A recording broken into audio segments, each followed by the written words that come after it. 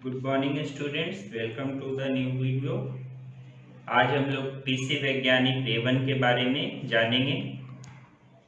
जैसा हम जानते हैं कि हमारा देश जो बहुत पुराना है, बहुत ही प्राचीन है, हमारी सभ्यता बहुत ही पुरानी है। तो ऐसे ही एक महान वैज्ञानिक रेवन कृषि विज्ञान के महान वैज्ञानिक हुए। सैकड़ों वर्ष पूर्व उनके द्वारा प्रतिपालित कृषि विज्ञान संबंधी सिद्धांत आज भी मान्य हैं। उनके वंश और निवास स्थान के विषय में उनकी कृषि संबंधी सूक्तियों से हमें जानकारी प्राप्त होती है।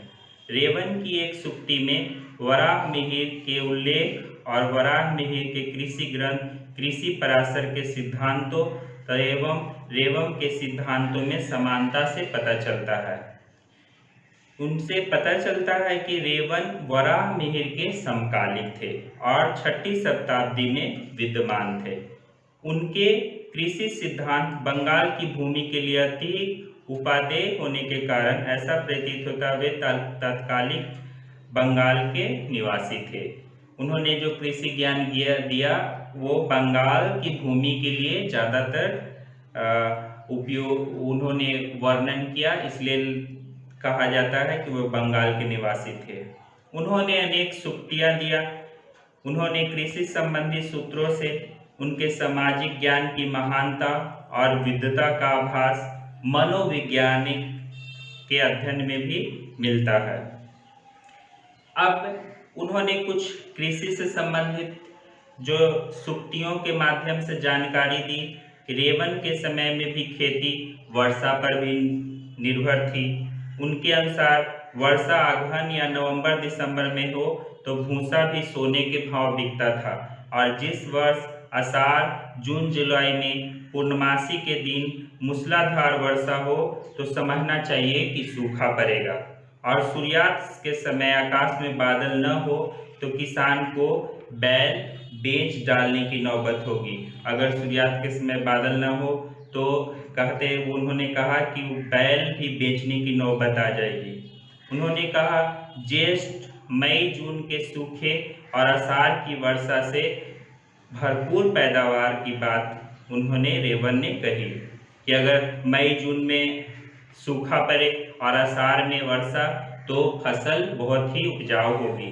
उन्होंने भूमि की जुताई संबंधी अनेक विचार दिए, जैसे बुआई रोपाई के संबंध में रेवन का मत है कि आषाढ़ में अगर धान की रोपाई से उपज अधिक होती है और सावन में अगर रोपाई करेंगे तो कोई लाभ नहीं होता है, अगर भादों में करेंगे तो केवल छाल ही बचती है और आश्विन में तो कुछ मिलता ही नहीं है।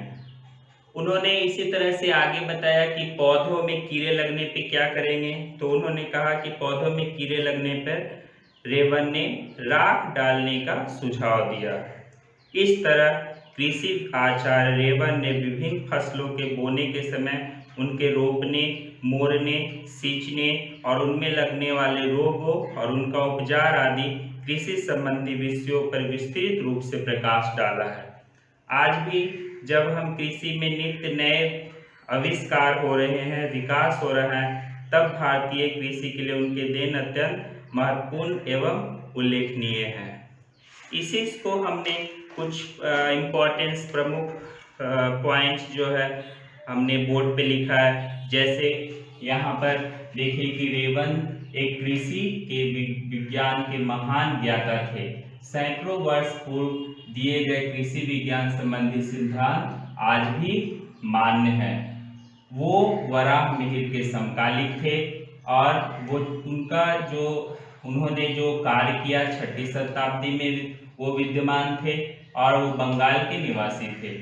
वराह मिहिर ने कृषि ग्रंथ दिया कृषि पराशर, उसमें वराह मिहिर ने कृषि से संबंधित जानकारी दी। रेवन के द्वारा कृषि संबंधी दिए गए मत, जैसा कि हम अभी चर्चा कर रहे थे, खेती वर्षा पे निर्भर थी और उन्होंने कहा आषाढ़ में धान की रोपाई से उपज अधिक होती है, श्रावण में रोपाई से कोई लाभ नहीं है, और पौधों में कीड़े लगने पे राख डालेंगे, और मई जून के सूखे और आषाढ़ की वर्षा से भरपूर पैदावार होती है। वर्षा अगर अगहन नवंबर दिसंबर में हो तो भूसा भी सोने के भाव बिकता है। और इस तरह से हमने देखा कि आज भी भारतीय कृषि के लिए उनकी देन अत्यंत महत्वपूर्ण एवं उल्लेखनीय है। चलिए, थैंक यू स्टूडेंट।